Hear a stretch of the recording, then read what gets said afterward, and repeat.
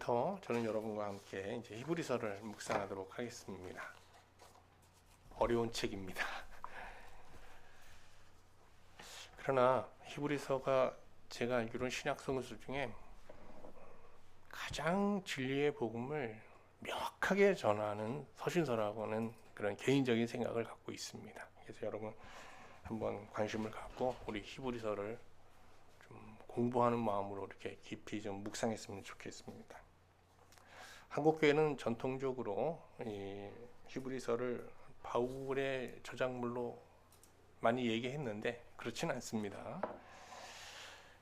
결정적인 이유는요, 히브리서의 이 헬라어 문체와 바울 서신의 이 바울의 문체가 달라도 너무 다르기 때문입니다. 그래서 이건 바울의 작품이 아닌 거는 거의 확실하고요. 그러면 이제 히브리서의 저자는 알 수가 없어요. 그러나 이제 본문을 자세히 보면요, 히브리서 쓴 당사자가 어떤 분인지 대충 짐작할 수 있습니다. 먼저 히브리서 12장 23절 24절을 보세요. 이게 이제 히브리서의 발신자와 수신자를 이렇게 추론해 볼 수 있는 아주 중요한 근거가 되는 말씀이에요. 한번 볼까요? 우리 형제 디모데가 놓인 것을 너희가 알라. 이 디모데가 누군가 하면 로마서 후반부에 나오잖아요. 바울이 로마의 교회에 편지를 쓸 때 로마 교회 지도자 중 한 명이에요. 너희가 알라. 그가 속히 오면 내가 그와 함께 가서 너희를 보리라. 그러니까 이게 누굽니까? 로마 교회의 지도자인 디모데와 함께 동역하는 로마 교회 지도자 중 한 명이다라는 걸 추론할 수 있죠. 예. 그다음에 이 지도자나 히브리서의 발신자나 수신자가 다 로마 교회와 관련이 있다는 얘기가 이어져 나오는데요. 너희를 인도하는 자들과 및 모든 성도들에게 문안하라. 이달리아에서 온 자들로, 이달리아가 이탈리아입니다. 온 자들로 너희에게 문안하느니라. 그래서 여기 아예 그냥 로마라는 이탈리아라는 이 지역이 명시돼 있잖아요. 그러니까 히브리서는 로마 교회와 깊은 연관성이 있는 서신인 것은 확실한 겁니다. 그리고 이 히브리서 여러분 아시죠? 히브리서의 상당 부분은 제사에 관련된 얘기가 나와요. 그리고 예수님이 완전한 제사장이심으로 이제 제사장 시대는 끝났다, 이런 얘기를 굉장히 자세히 하거든요. 학자들은 이런 히브리서의 내용을 근거로 히브리서의 저자와 이 히브리서를 받는 유대 공동체가 모두 제사장 출신일 거라고 추론합니다. 이 상당히 근거 있는 추론입니다. 이게 어느 서신서에도 어느 신약 성경에 이렇게 제사 얘기를 자세히 전문적으로 면밀하게 하는 데가 없잖아요. 그러니까 이거는 이 히브리 공동체, 그러니까 로마 교회라는 큰 교회 공동체에 속해 있는 유대 가정교회인데요. 이 가정교회는 아마 제사장 출신들로 구성된 가정교회였을 거다. 그리고 여기 지도자 역시, 이 편지를 쓰는 지도자 역시 그 공동체 출신인지 아닌지 모르지만 분명히 제사장 출신일 가능성이 높다, 이렇게 얘기하는 겁니다. 앞으로 이제 히브리서의 수신자를 책명대로 우리 히브리 공동체라고 부르겠습니다. 히브리 공동체라고 부르는데 여기서 히브리 공동체라고 했을 때 이 사람들은 대체 어떤 사람들이다? 제사장 출신일 가능성이 높다. 이걸 염두에 두셔야 됩니다. 자, 제사장은 어떤 사람들이에요? 최고 엘리트입니다.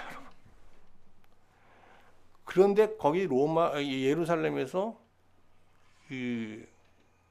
로마 제국으로 포로로 데려왔다는 것은 제사장 중에서도 어떻다는 거예요? 더 엘리트예요. 쓸모가 있는 사람들을 데리고 온 거예요.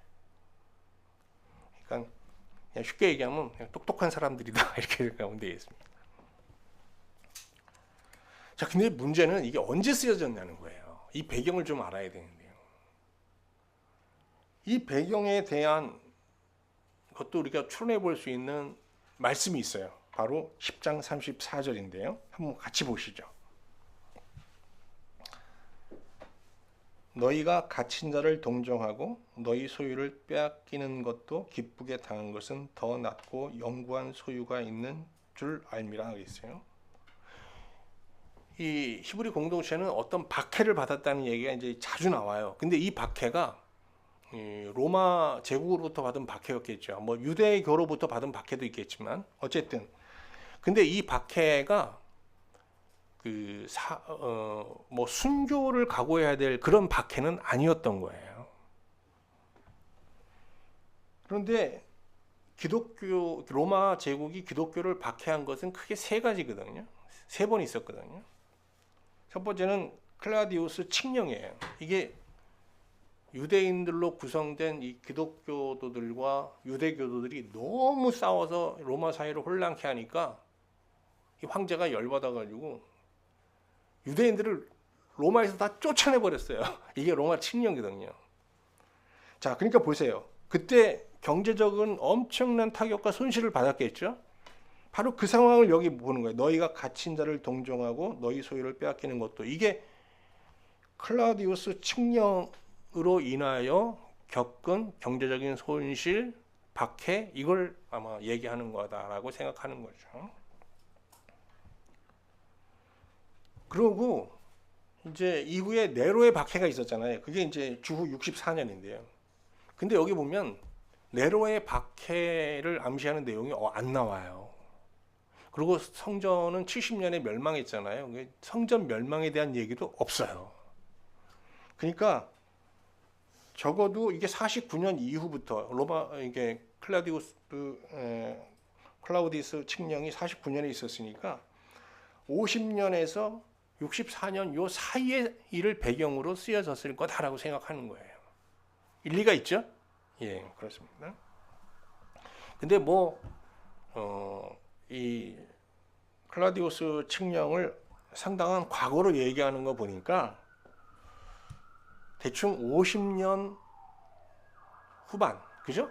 50년대 후반경에 이제 히브리서가 쓰여졌다라고 생각하면 맞을 것 같습니다. 근데 여러분 참 한번 생각해 보세요.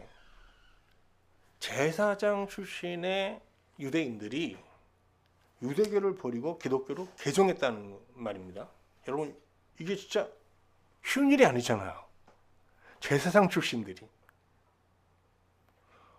그러면 이 사람들이 기독교와 유대교를 제사장의 입장에서 비교했을 거 아닙니까? 그런데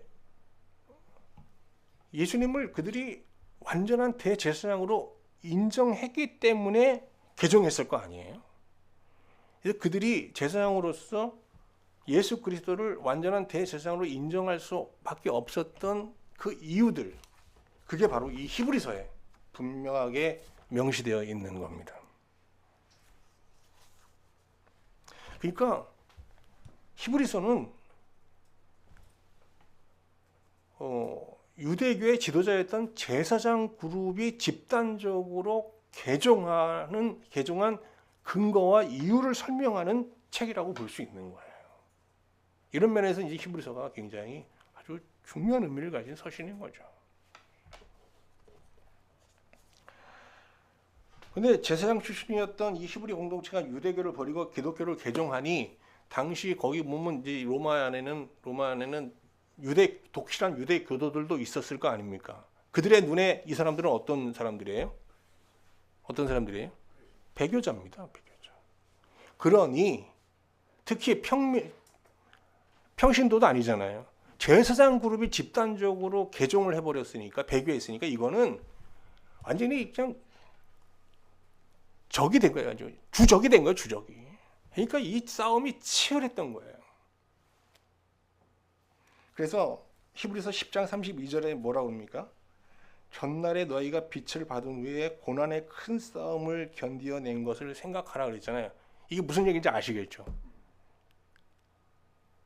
얼마나 거센 비판을 받았겠어요. 그리고 실제로 이제 그 당시에 뭐 이렇게 기록물들을 보면 서로 방화 사건까지 일으키고요.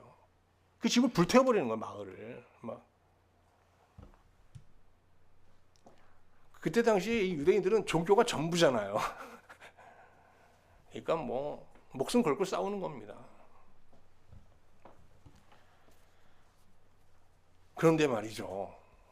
지금 이게 이제 그런 사건을 겪었는데 지금 이 히브리서에 보면요.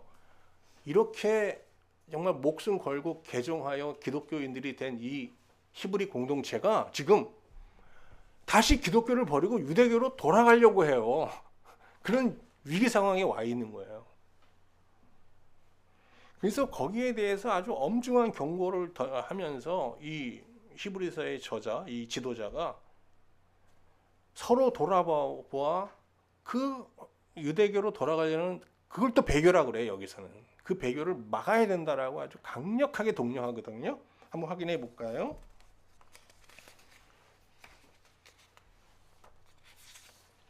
3장 12절 말씀 한번 볼게요. 형제들아 너희는 삼가 혹 너희 중에 누가 믿지 아니하는 악한 마음을 품고 살아계신 하나님에게서 떨어질까 조심하라. 옆에 잘 살피라는 거야 지금. 다시 유대교로 돌아가는 자들을 막으라는 거예요. 어떻게든 설득하라는 거예요. 자, 이제 지금까지 좀 히브리서의 어떤 책인지 간단하게 개론적으로 봤는데 다시 한번 정리할게요. 히브리서는 어떤 책입니까? 히브리서는 주후 50년 후반경에 디모데와 함께 로마 교회를 목회하던 익명의 지도자가, 이 사람은 제사장 출신일 가능성이 높죠. 유대교로 회귀하려는 로마 내 히브리 공동체를 설득하기 위해 쓴 이제 목회 서신이다 하는 겁니다. 이처럼 히브리서는 박해를 피해 기독교를 포기하고 유대교로 회귀하려는 상황을 지금 배경으로 하고 있습니다. 그러면 이걸 이제 설득해야 될 거 아니에요? 이 저자가, 지도자가. 근데 설득하는 방법은 아주 간단합니다.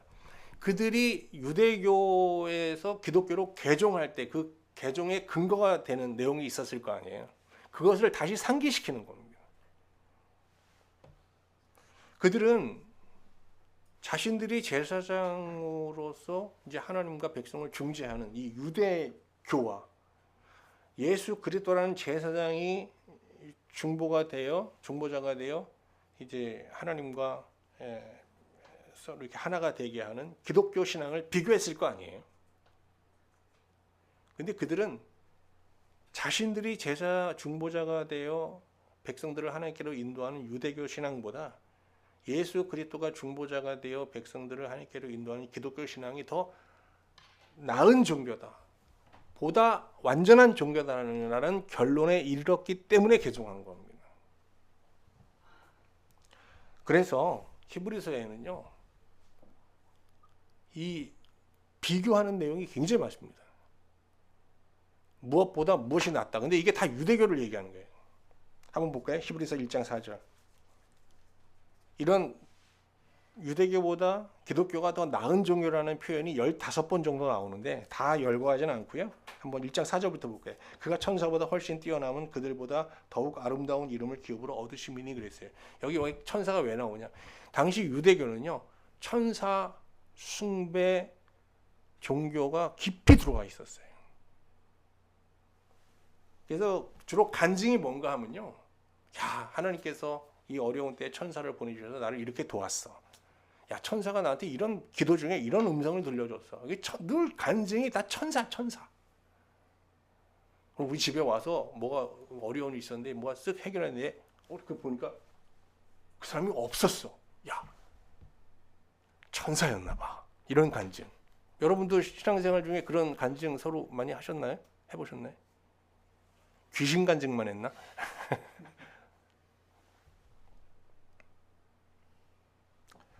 자, 볼게요. 6장 9절도 한번 볼까요? 사랑하는 자들아, 우리가 이같이 말하나 너희에게는 이보다 더 좋은 것, 곧 구원에 속한 것이 있음을 확신하노라. 더 좋은 것, 더 완전한 것.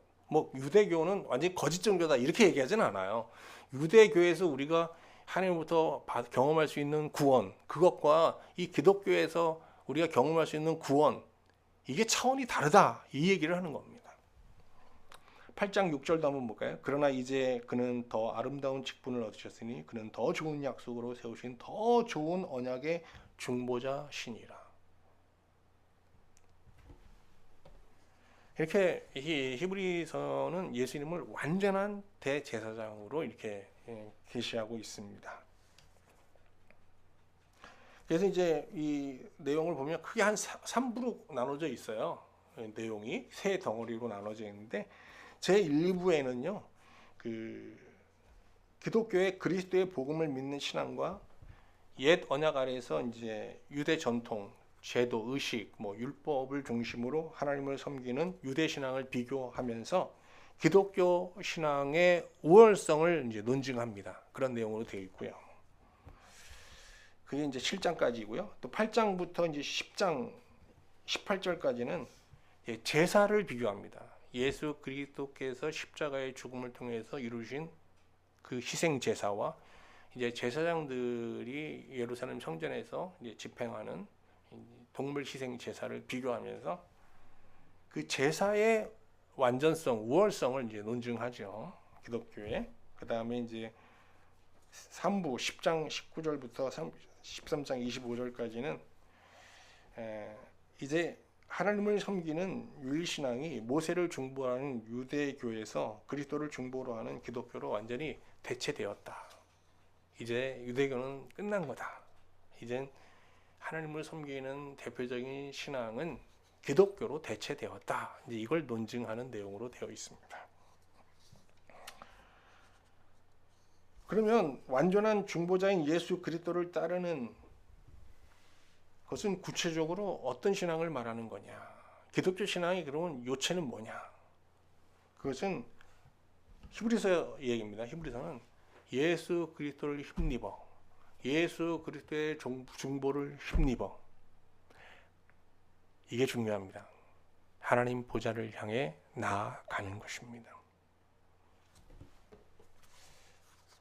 오늘 뭐 대표 기도 중에 우리가 바른 어떤 인생의 목표를 갖고 살자고 이제 그런 기도를 하셨는데, 히브리서가 얘기하는 궁극적인 신앙의 목표는 보좌입니다. 보좌. 그래서 이제 그 보좌라는 것을 여러 다양한 표현으로 이제 얘기하는데요. 아버지 집, 뭐 은혜의 보좌, 휘장 안 이런 말도 나옵니다. 지성소, 살아계신 도성 예루살렘 이런 등등의 표현으로 이제 묘사하고 있습니다. 자, 그러면 지금부터 이 히브리서 본론 내용을 이제 살펴보도록 하겠습니다. 먼저 1장 1절부터 3절까지 내용인데요. 여기는 선지자와 예수 그리스도를 비교합니다. 유대교의 신앙의 근거는 하나님께서 선지자를 통해 주신 말씀을 듣고 순종하는 거잖아요. 그 대표적인 선지자가 누구죠? 유대교에서 선지자 중 선지자라고 하면서 추앙하는 인물은 누굽니까? 모세입니다. 모세. 그다음에 모세의 말이 수록된 그러면 책은 뭐예요? 모세 오경입니다. 그러니까 뭐 일부 유대교도들은 지도자들은 모세 오경만 참된 하나님의 말씀을 인정하는 사람들도 있잖아요. 그런데 기독교의 신앙의 근거는 예수 그리스도께서 선포하신 모세의 말이 아니라, 모세가 전하는 하나님 말씀이 아니라 예수 그리스도를 통해서 하시는 하나님의 말씀, 이거를 이제 근거로 하나님을 섬기는 겁니다. 히브리서 기자는 구약시대 하나님께서 선지자를 통해 말씀하신 것을 부정하지 않고 인정합니다. 모세 하나님의 사람 맞다. 모세가 우리에게 전한 말 하나님 말씀 맞다. 다 인정합니다. 히브리서 1장 1절 보겠습니다. 옛적의 선지자들을 통하여 여러 부분과 여러 모양으로 우리 조상들에게 말씀하신 하나님이 인정하는 거죠. 여기서 여러 부분, 여러 모양이라는 것은 하나님께서 뭐 직접 계시로도 말씀하시고 꿈과 환상을 통해서도 말씀하시고 뭐 어떤 기적과 같은 사건을 통해서도 말씀하시고 이렇게 다양한 방법으로 말씀하셨다는 걸 이제 인정하는 겁니다. 그런데 하나님께서 선지자들을 통해서 말씀하신 핵심이 뭐냐? 이게 율법이나 뭐 계명이 아니라는 거예요. 히브리서 기자는 말합니다. 그것은 아들에 관한 것이다라고 말합니다. 아들을 통해서 이 세상 아담의 본성, 부정한 본성 가운데서 살아가고 있는 나의 백성들을 구원하겠다라는 복음이에요. 복음. 한번 볼까요? 1장 2절 말씀 보겠습니다. 이 복음은 하나님이 선지자를 통하여 그 아들에 관하여 성경에 미리 약속하신 것이다. 이 말씀이라는 게 선지자들이 전한 말씀이라는 게 다 핵심이 뭐냐? 아들에 관한 것이라는 거예요. 당시 많은 사람들은 예수를 하나님이 보낸 선지자 중 한 사람으로 보는 일이 적지 않았는데요. 그러나 히브리서 기자는 예수 그리스도는 선지자 중 한 명이 아니라 선지자들이 예언한 하나님의 아들이라고 하면서 예수 그리스도가 갖고 계신, 예수님은 참 인간이시죠. 그러면서 참 또 신이기도 하시고요. 예수님께서 갖고 계신 일곱 가지 신성을 제시합니다. 여기서 열거하는 그 예수님의 속성은 다 신성에 해당하는 거예요. 한번 확인해 볼까요? 1장 2절 후반절부터 보면 이 아들을 만유의 상속자로 나오죠. 또 그로 말미암아 모든 세계를 지으다 창조자. 이는 하나님의 영광의 광채시요 영광의 광채 그 본체의 형상 그의 능력으로 말씀으로 만물을 붙이시며 만물의 주관자 죄를 정결케 하시는 일을 하시고 속죄자 높은 곳에 계신 지극히 계신 크신 이의 우편에 앉으셨다. 그래서 승천하여 높이 들리신 만유의 주로 이렇게 예수님의 신성을 강조합니다. 히브리서 기자가 선지자 이야기를 하다 갑자기 예수 그리스도의 신성 7가지를 제시하는 의도는 분명합니다. 그것은 예수 그리스도는 선지자 중 한 명이 아니라 선지자들이 예언한 하나님의 아들 그분이시다. 하나님 자체이시다. 라는 겁니다. 그러면서 이제 거기 보세요. 이 모든 날 마지막에는 그랬잖아요. 여기서 마지막 날이라는 거는 그 종말을 얘기하는 게 아니라 예수님의 아들이 오신 이후부터 이제 세상 끝날까지의 기간, 신약 시대 기간이죠. 이 기간 전체를 마지막 날이라고 하는 거예요. 아시겠죠? 이 마지막 날까지 이제는 우리는 뭘 듣고 살아야 된다? 선지자의 말이 아니라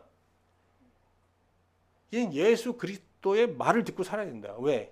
그런 시대가 온 거예요. 이제 하나님은 더 이상 선지자를 통해서 말씀하시지 않고 아들을 통해 말씀하신다라고 이제 선포하고 있는 겁니다. 그러니까 결론적으로 무슨 얘기예요? 유대교 신앙은 여기서 끝난 거고 이제는 기독교 신앙에 입각하여 하나님 섬기는 새로운 시대가 도래한 거다라는 간접적 선언인 거죠. 자, 이렇게 7가지 신성을 열거한 후에 갑자기 천사 얘기가 나옵니다. 4절 볼까요? 예수님을 이제 천사보다 나은 존재라는 논증을 쭉 이제 1장 4절부터 이제 마지막 절 14절까지 이어가는데요. 한번 4절 말씀 보죠. 그는 천사보다 훨씬 뛰어남은 그들보다 더욱 아름다운 이름을 기업으로 얻으심이니 그랬어요. 여기서 히브리서 시작하자마자 왜 천사 얘기를 하냐? 자, 여기서 잠깐 설명드릴게요. 자, 이제 우리가 이제 그 로마에서 복음을 받아들이고 그 유대교를 버리고 기독교로 개종한 사람을 히브리 공동체 믿음의 1세대라고 얘기할게요. 1세대. 이 사람들은 정말 그 믿음을 기독교 신앙을 받아들이기 위해서 엄청난 박해를 받았고 재산을 다 몰수당하는 그런 피해도 손실도 감수했습니다. 그리고 실제로 로마에서 쫓겨났다가 다시 이제 고린도나 뭐 그 등지로 쫓아갔다 다시 돌아온 거 아니에요? 이 상황을 잘 경험하지 못하고 이때 그냥 왜 우리 부모 세대들은 왜 이렇게 싸우는 거야? 이 종교 문제로 하면서 엄청난 피해를 본 2세대들이 있을 거 아니에요. 여기 지금 히브리서의 주 독자는 아마 이 히브리 공동체의 믿음 2세대일 것으로 추정이 됩니다. 2세대들은 이 부모들이 저렇게 목숨 걸고 기독교 신앙을 붙잡고 있는 건 이해가 안 되는 거예요. 그리고 유대교는 어떤 종교인가라고 보니까 그들이 볼 때 뭐 맨날 보좌를 향해 나간다, 뭐 예수 그리스도를 힘들고 하나님 앞에 나간다. 이게 너무 힘들어요, 그들이 볼 때. 근데 이렇게 유대교를 보니까 이게 너무 쉬워, 공감이 돼. 거기 보니까 이렇게 이런 일을 당할 때는 이 천사한테 도움을 구하면 돼. 그러면 미카엘 천사한테 구해야 되고, 이때는 가브리엘한테 구해야 되고, 이때는 어떤 천사를 구해야 되고. 이게 너무 간증도 들으면 막 하나님 막 살아계신 것 같고. 근데 이 부모님들 쪽을 보면 맨날 골방에 앉아서 뭘 하고 뭐 회개하고 뭐 이러고 있단 말이죠. 그러고 딱 갑자기 또 뭐 할렐루야 하고 뭐. 왜 이러는 거야? 그래서 이들은 유대교의 유혹도 받았고 박해가 계속 됐겠죠. 그러니까 학교를 가도 얼마나 유대 학교에서 왕따를 당했겠어요. 그래서 얘네들이 이제 점차 유대교의 호감을 갖고 돌아가려고 하는 겁니다. 이런 상황으로 추측이 되는 겁니다. 그래서 먼저 그들을 기독교 신앙 안으로 다시 인도하려면 천사 숭배 사상이 얼마나 허구적인 것인지, 얼마나 위험한 것인지 이거부터 이제 공격해야 되는 거거든요. 그래서 히브리서에 제일 먼저 나오는 게 이제 천사 얘기인 겁니다. 아시겠죠? 히브리서 읽을 때 이제 당황하는 게 웬 천사 이렇게 되거든요. 이 천사 얘기만 계속 나오는 거예요. 그 이유가 그렇습니다. 배경이 그렇습니다. 자, 그러면서 이제 히브리서 기자는 시편 45편 6절을 인용하면서 천사들은 잠시 쓰임받는 하나님의 사역자들이라고 말합니다. 1장 7절 볼까요? 또 천사들의 과연은 그의 천사들을 바람으로 그의 사역자들을 불꽃으로 삼으시느니라. 이건 하나님의 어떤 큰 뜻을 이루어가는데 사용되는 도구 같은 존재들이지, 이게 우리가 숭배해야 될, 우리가 막 기도해야 될 대상은 결코 아니다라고 말하는 것입니다. 근데 이 히브리서 기자가 이제 얼마나 구약 성경에 능통한 사람인지 자기 말이 없어요. 거의 뭘 얘기할 때 구약 성경을 인용합니다. 또 시편 102편 25절을 인용하면서 예수 그리스도가 천사보다 뛰어난 하나님의 동역자임을 이제 논증하는데요. 1장 8절 9절 볼까요? 아들에 관하여는 하면서 또 인용하죠. 시편을 하나님이여 주의 보좌는 영영하며 주의 나라의 규는 공평한 규이니이다. 주께서 의를 사랑하시고 불법을 미워하셨으니 그러므로 하나님 곧 주의 하나님이 즐거움의 기름을 주께 부어 주를 동료들보다 더 뛰어나게 하셨도다. 그래서 예수님은 자발적인 복종으로 죄를 미워하고 악을 미워하고 선을 사랑하는 마음으로 복종했잖아요. 이게 하나님께 대한 복종의 모범을 보이신 거죠. 그러자 하나님께서 그에게 즐거움의 기름을 부으면서 그들을 동료보다 높이셨다는 것을, 그것을 신적 존재로 세우셨다, 인정하셨다, 이런 뜻입니다. 이어 이제 히브리서 기자는 또 시편 102편 25절 27절을 인용하면서 하나님은 영존하신 하나님의 아들임을 강조합니다. 그는 하나님이시다라는 거죠. 그래서 11절 12절에 보면 그것들은 멸망할 것이나 오직 주는 영원한 존재라는 걸 강조하는 겁니다. 영존할 것이요 그것들은 다 옷과 같이 낡아지리니 의복처럼 갈아입을 것이요 그것들은 옷과 같이 변할 것이나 주는 여전하며 연대가 다함이 없으리라. 그리고 하나님께서는 내가 내 원수로 내 발등상이 되게 가지는 너를 내 우편에 앉아 있으라라고 하셨는데, 이것은 이런 복을 받은 사람은 예수 그리스도가 유일하다는 겁니다. 그래서 예수 그리스도는 누구와 비교 대상이 될 수 없는 존재다라고 얘기하는 겁니다. 히브리서 13장 14절 말씀 한번 확인해 보시고요. 근데 이렇게 천사 얘기를 쭉 하다가 예수 그리스도가 천사보다도 우월한 존재다라는 걸 하면서 지금 유대교의 천사 숭배 사상을 공격하다가 갑자기 14절에서 이 히브리서 저자는요, 이런 말을 합니다. 14절, 모든 천사들은 섬기는 영으로서 구원받을 상속자들을 위하여 섬기라고 보내심이 아니냐. 천사는 우리가 섬겨야 될 대상이 아니라 천사들로부터 우리가 섬김의 대상을 받아야 될, 우리가 부려야 할 대상이다 라고 말하는 겁니다. 그럼 그 천사의 용도는 뭐냐? 지금 유대교에서는 천사를 어떻게, 어려운 문제를 당했을 때 그 어려움을 해결하는 방편으로서 이제 천사의 도움을 구하고 있는 거거든요. 그런 게 아니라는 거예요. 딱 그 천사의 도움을 우리가 받을 수 있는 영역이 제한되어 있어요. 어디입니까? 무엇입니까? 구원받을 상속자. 우리가 구원받을 상속자, 하나님 복음을 믿음으로 구원받고 이제 하나님 나라를 상속하게 돼요. 하나님 은혜의 보좌를 누릴 수 있게 된 거예요. 여기에 이제 천사들의 모든 도움이 집중되어 있다는 거예요. 그래서 오늘 말씀 이렇게 보면서 히브리서 기자가 우리 히브리서 수신자들에게 그리스도인이 가져야 될 하나의 정체성을 제시하잖아요. 그건 뭐예요? 우리는 구원받을 상속자다라는 거예요. 이 정체성에 대해서 한번 여러분과 같이 좀 더 묵상하면서 이제 말씀을 마치도록 하겠습니다. 한번 우리 따라합시다. 나는 구원받을 상속자다. 구원받을 상속자다. 이 한 주 이 정체성을 좀 묵상하면서 이 정체성에 부끄럽지 않은 그런 삶을 저와 여러분이 함께 살아갈 수 있었으면 좋겠습니다. 이 정체성의 가장 밑바닥은 어디서부터 시작해야 되는가 하면 나는 하나님의 피조물이다라는 고백에서부터 시작되어야 합니다. 여러분 다 인정하시죠? 여러분 하나님이 우리를 지으셨다. 하나님이 나의 창조주이시다라는 내가 피조물이라는 고백은 다 하시고 계실 거예요. 근데 우리가 다 이 세상에 있는 것들이 하나님의 피조물이지만 이 피조물과 다른 게 있잖아요. 그건 하나님께서 우리를 자기 형상대로 지으셨다는 거예요. 그러니까 우리는 하나님의 형상대로 지음받은 피조물입니다. 뭐 하나님의 형상대로 지음받았다 그랬을 때 이 형상이 무엇을 말하는지 뭐 굉장히 다양한 해석들이 있잖아요.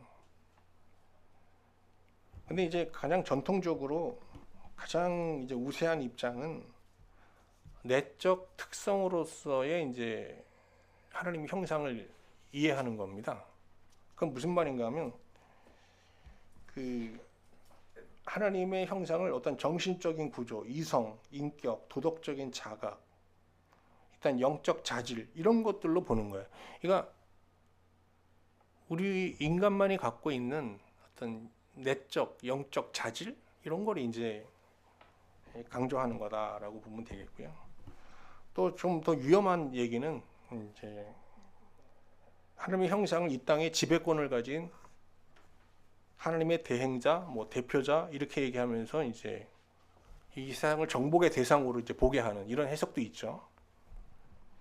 근데 최근 하나님의 형상에 대한 이제 신학적 해석은 대체로 관계론적 해석으로 이제 이렇게 기우는 경향이 뚜렷합니다. 관계론적 해석이라는 거는 이제 하나님과 인간의 특별한 관계를 얘기하는 거예요. 특히 이제 언약 관계를 말하는 겁니다. 히브리서 1장 5절에서 우리가 읽었잖아요. 하나님께서 어느 때 천사 중 누구에게 너는 내 아들이라 오늘 너는 내가 너를 낳았다 하셨으냐 이런 얘기 나오잖아요. 이게 뭐 이제 하나님은 우리 아버지 되시고 우리는 아들이 되는 그런 하나님과 특수한 관계, 이제 이거를 이제 하나님의 형상으로 보는 거죠. 하나님의 형상을 얘기할 때 가장 이제 뭐 이해가 잘 되게 표현한 거는, 이 비유는 빛과 반사체입니다. 하나님은 빛이시고 우리는 그 빛을 비추는 반사체. 그러니까 형상이라는 말을 반사체로 보는 거예요. 그런데 아담이 이 반사체를 이제 돌려버린 거예요. 죄로. 그러니까 이런 이런 하나님의 형상이라는 관계론적인 개념에서 봤을 때 죄는 윤리적으로 범하는 죄이기 전에 하나님과의 이 올바른 관계에서 돌아서서 하나님을 바라보지 않는 것, 하나님을 향하지 않는 것, 이게 이제 가장 큰 죄인 거예요. 그래서 이사야 선지자가 그렇게 말하죠. 이사야 59장 2절에서 오직 너희 죄악이 너희와 너희 하나님 사이를 갈라놓았고 너희 죄가 그의 얼굴을 가리어서 그랬어요. 얼굴을 안 보는 거예요. 하나님의 얼굴을 안 보는 거. 너희에게서 듣지 않으시게 함이니라. 여러분, 그래서 제사장들이 축복할 때 그 제사장의 축복이 뭡니까?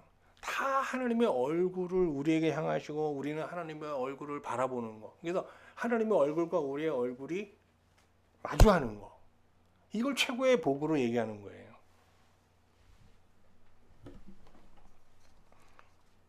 우리가 하나님의 형상을 회복한다는 건 우리 마음이 하나님을 바라고 하나님의 빛이 비춰지는 겁니다. 그래서 그 빛이 우리 안에 들어와서 거하면서 그게 어떻게 돼요? 또 세상에 반사되는 거.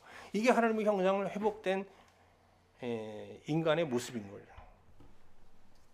그러니까 이게 자꾸 우리가 성화라는 말을 오해하면 안 되는데, 성화는 우리 자체가 변화되는 게 사실은 아니라 우리가 이 세상에 이상한 걸 반사하고 있다가 우리 안에 있는 걸 드러내다가 이걸 다 없애고 하나님의 것을 받아들여서 하나님의 것을 비추는 거. 이게 성화인 거예요.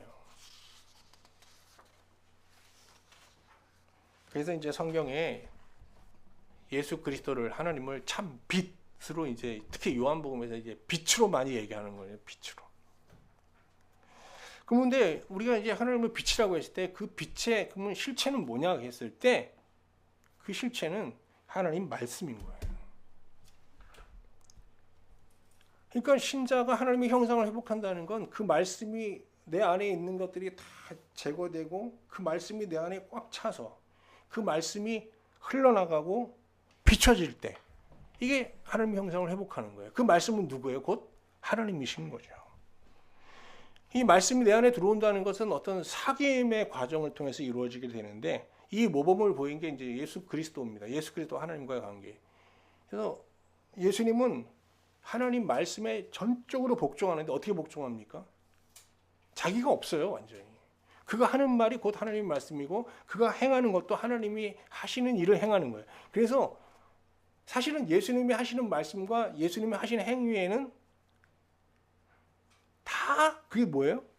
내가 내 자의로 한 말이 하나도 없다고 그러시잖아요. 그냥 하나님 말씀이었고 하나님 말씀이 나가는 통로였고 하나님이 행하시고자 하는 일을 하는 것뿐이에요. 그랬더니 하나님께서 그 복종을 받으시고 자기를 다 내어주시잖아요. 또 아들한테. 그게 바로 뭐예요? 사랑이에요. 그래서 하나님과 성부 하나님과 성자 하나님의 이 관계는 사랑과 복종의 관계인 거예요.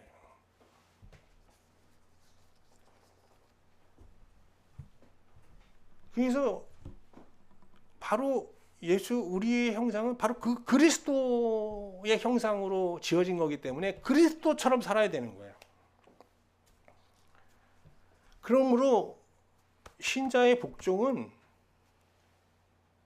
의지적 복종이 아니라 그냥 나를 다 비우고 하나님이 내 안에 들어와서 내 안에서 주체가 되시고 하나님이 내 안에서 이렇게 행하시는 것. 그래서 하나님을 받아들이고 하나님 안에 거하고 하나님을 드러내는 것을 목적으로 해야 되는 거예요. 우리의 그 복종이라는 것이 선행도 마찬가지거든요. 자, 제가 누구를 도와줬어요.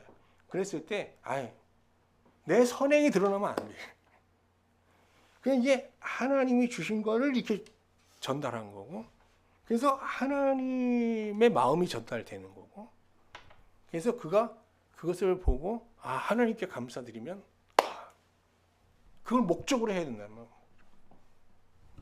그래서 요한복음 14장 20절 21절 말씀 한번 볼까요? 그날에는 내가 아버지 안에, 너희가 내 안에, 내가 너희 안에 있는 것을 너희가 알리라. 나의 계명을 지키는 자라야 나를 사랑하는 자니, 나를 사랑하는 자는 내 아버지께 사랑을 받을 것이요 나도 그를 사랑하여 그에게 나를 나타내리라. 나타낸다 그러잖아요. 자꾸 나타낸다, 드러낸다. 그래서 이제 기본적으로 하나님께 복종하는 사람들은 내 의지로 하는 게 아니라 내가 없어야 되는 거예요. nothing, 아무것도 없는. 오늘 우리 찬송 불렀잖아요. 주의 제단에 산제사 드린 후에. 이게 산제사 드린다는 게 뭡니까? 나를 없애는 거거든.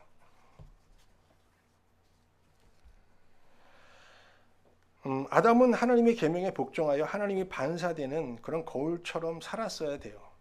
그래야 하나님의 성품으로 하나님이 지으신 세상을 다스리는 권세를 행사했어야 되는데,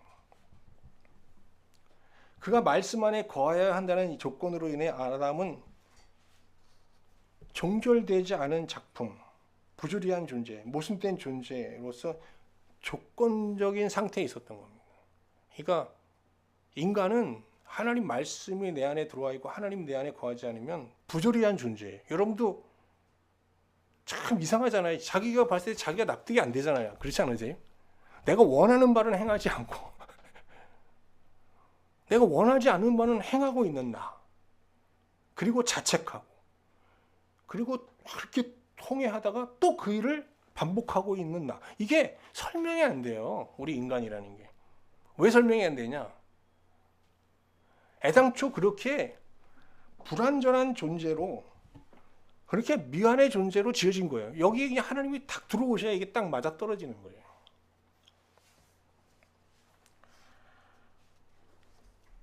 그래서 이 부조리한 인간을, 아담을 하나님께 다시 돌이켜서 그를 구원하기 위해서 하나님께서 한 계획을 세웠는데, 그게 아들의 복음이잖아요. 아들의 복음.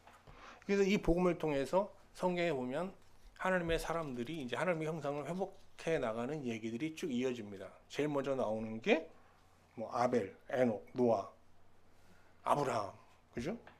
아브라함의 자손 중에 일부 남은 자들, 이런 얘기가 쭉 이어져 오고 있는 겁니다. 그런데 예수님께서 이제 이 땅에 오셔서 이 복음을 완성하셨잖아요.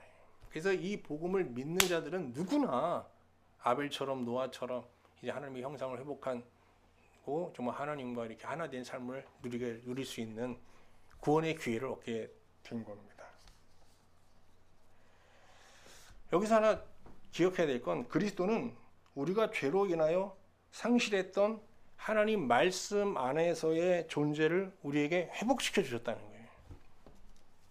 말씀 안에서의 존재. 말씀 밖에 있는 존재는 어떤 거예요?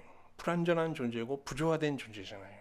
예수님께서 사탄에게 시험을 받을 때 광야에서 뭐라고 했어요? 사람은 떡으로만 살 것이 아니라 하나님의 입으로부터 나오는 모든 말씀으로 살아야 된다. 사람의 심령에는 하나님의 말씀이 항상 충만해야 된다 라고 말씀하신 겁니다. 근데 뭐 말씀으로 살려고 하고 영생을 누리며 사는 신자라도 사탄의 이 유혹과 사탄의 위협은 그치지 않습니다. 지금 히브리 공동체 사람들도 이 집요한 유대교의 공격을 받으면서 특히 그들의 2세대들이 이제 믿음이 흔들리기 시작했고요. 결국은 이 종교의 유혹에 넘어가고 있는 위기 상황을 맞고 있는 겁니다. 이때 히브리서 기자가 외치는 게 뭡니까? 우리의 신앙의 궁극적인 목적은 예수 그리스도를 힘입어 아버지께 나아가는 것이다. 뭐 이 땅에서 천사들의 도움을 받아서 잘 먹고 잘 살고 그러는 게 아니다. 구원받은 신자라도 말씀으로 살지 않으면 그는 믿음에서 퇴보하며 추락할 수밖에 없습니다. 그래서 히브리서 기자는 신자를 구원받은 상속자가 아니라 구원받을 상속자라고 하면서 오늘도 말씀으로 살 때만 우리가 진정한 구원받은 상속자로 살 수 있다라고 이제 역설하고 있는 것이죠. 자, 이제 새로운 한 주가 시작되었습니다.